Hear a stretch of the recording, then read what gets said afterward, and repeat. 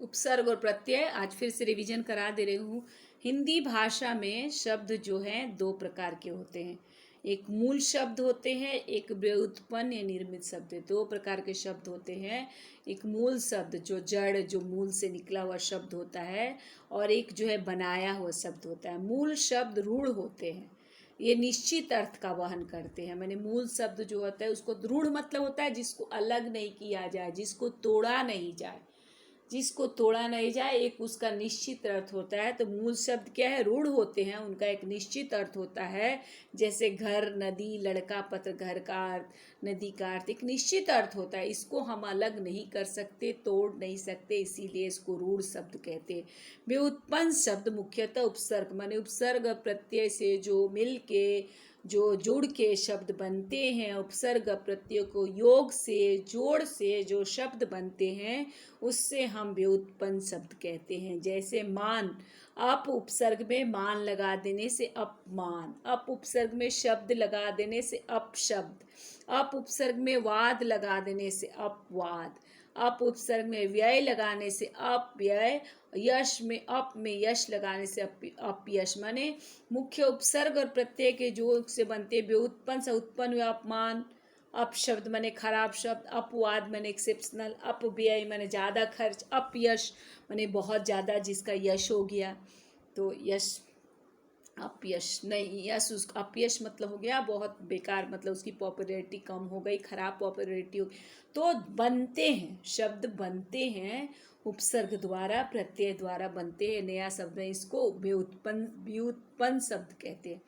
आपने देखा अब शब्दांश के साथ मूल शब्द जुड़ने से उनके अर्थ में परिवर्तन, माने शब्द ऊपर उपसर्ग एक ही है, वो शब्दांश है, उसके साथ मूल शब्द अलग अलग जोड़ने से सब में अर्थ में परिवर्तन हो गया। जैसे देखिए, अप में मान लगा दिया तो अपमान हो गया, माने किसी का इंसल्ट करना। अप में शब्द लगा दिया माने खराब शब्द, अप में वाद लगा दिया तो एक्सेप्शनल हो गया, अप में व्यय लगा दिया, अपव्यय माने अधिक खर्च, अप में यश लगा दिया माने उसकी पॉपुलैरिटी जो है बेकार की पॉपुलैरिटी हो जाएगी, उसके यश अपयश बोलते हैं, यश का उल्टा अपयश।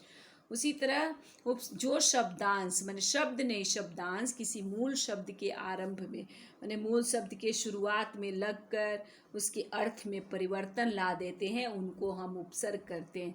हिंदी में 4 प्रकार के उपसर्ग होते हैं। संस्कृत के उपसर्ग, हिंदी के उपसर्ग, उर्दू के उपसर्ग, अंग्रेजी के उपसर्ग। इसको आगत उपसर्ग भी कहते हैं। 4 नंबर हुआ आगत। संस्कृत के, हिंदी के और आगत उपसर्ग भी कह देते हैं 3 प्रकार के, क्योंकि संस्कृत हिंदी तो है, आगत में सब आ जाता है। अंग्रेजी के, उर्दू के, फारसी के सारे उपसर्ग इसको आगत भी कह सकते हैं। जैसे अ का मतलब नहीं होता है तो अधर्म माने जहाँ धर्म नहीं है, अन्याय माने जहाँ न्याय नहीं है, अमर जो मरा नहीं है, अति मतलब अधिक होता है, अतिरिक्त माने बहुत ज़्यादा, अत्याचार माने आचार उसका व्यवहार बहुत अति, अत्यंत, अनु मतलब समान, पीछे, अनुकरण माने किसी का अनुकरण करना, फॉलो करना, अनुराग मतलब प्रेम, अनुभव मतलब एक्सपीरियंस, अधि का मतलब ऊपर होता है, अधिकार, अधिकरण, अधिपति। तो इसे उपसर्ग लगा देने से, उपसर्ग से मोह शब्द अलग अलग होने से शब्दों के अर्थ में परिवर्तन आ जाता है। हिंदी के उपसर्ग हो या अभाव, अनमोल, अनपढ़ जो पढ़ा लिखा, अनजान जो जाना हुआ नहीं है, जानने से अभाव है, मोल से अब दू, हीन, बुरा, दुबला, दुगना, दोबारा, ये सब है। अध मतलब आधा, अधमरा, अध पका, आधा मर गया, आधा पक गया, आधा खिल गया। तो अलग अलग शब्द लगाने से अर्थ अलग अलग हो जाते हैं।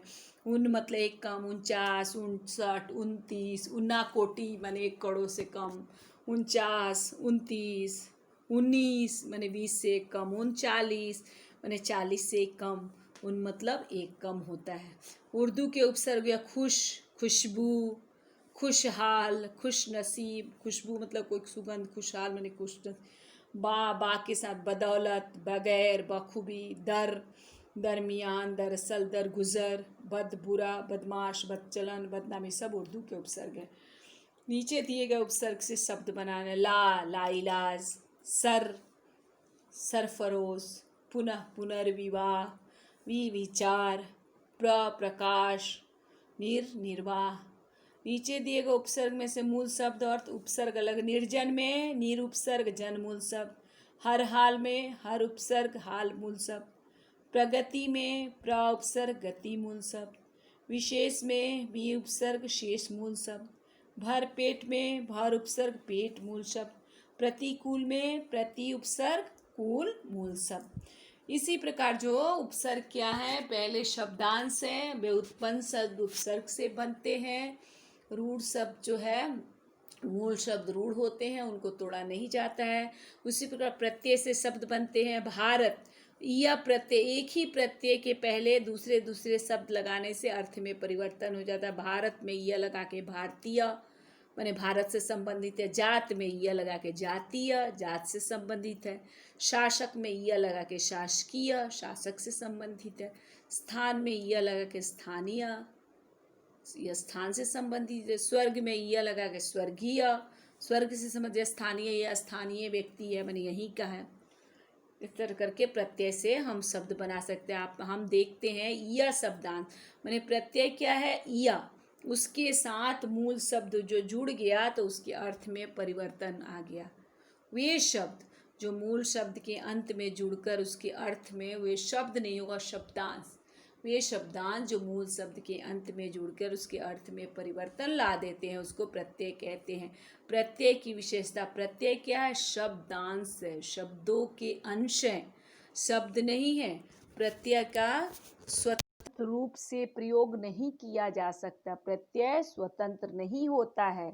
प्रत्यय शब्द के अंत, प्रत्यय की विशेषता क्या है, प्रत्यय शब्दांश है, शब्द नहीं है। प्रत्यय का स्वतंत्र रूप से प्रयोग नहीं किया जाता। प्रत्यय शब्द के अंत में जुड़कर उनमें परिवर्तन ला देते हैं। तीन विशेषताएं हैं, शब्दांश है, शब्द नहीं है, स्वतंत्र रूप से प्रयोग नहीं किया जाता, शब्द के अंत में जुड़कर उनमें परिवर्तन ला। जैसे उड़ में आन लगा के उड़ान, लग में आन लगा के लगान, ढल में आन लगा के ढलान, माने आन प्रत्यय से अलग अलग शब्द जोड़ के अलग अलग शब्द बन गए। एक ही शब्द में दो, कभी कभी क्या होता है, एक शब्द में दो प्रत्यय का प्रयोग भी होता है, कभी देखने को मिलता है। जैसे भारतीयता, तो भारत है मूल शब्द, यह है प्रत्यय, ता है प्रत्यय, दो प्रत्यय है, यह और ता मिलके दो प्रत्यय बन गया भारतीयता। उसी तरह हिस्सेदारी, हिस्सा है मूल शब्द, दार है एक ठो प्रत्यय, ई है एक ठो प्रत्यय। तो कभी कभी दो शब्दों से प्रत्यय भी होते हैं, कभी कभी एक शब्द में एक उपसर्ग प्रत्यय दोनों होते हैं। इस तरह के शब्द हम लोग को देखने को मिलते हैं।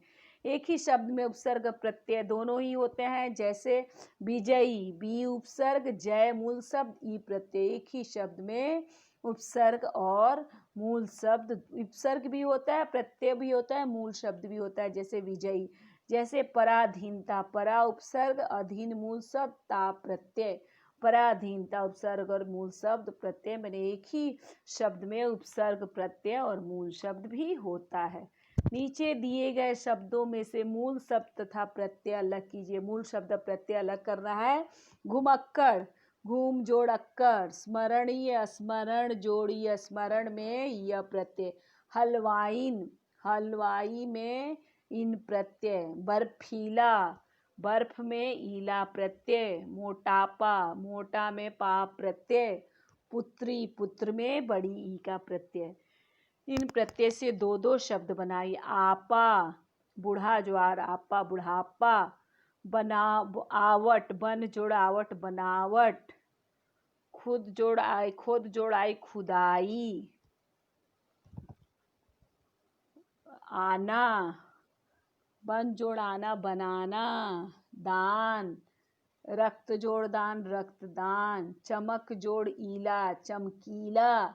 इस प्रकार ये प्रत्यय से दो दो शब्द, आप ये एक्सरसाइज है, आप लोग कॉपी में करिएगा। धन्यवाद बच्चों, खुश रहिए, स्वस्थ रहिए, घर में रहिए और थोड़ा बहुत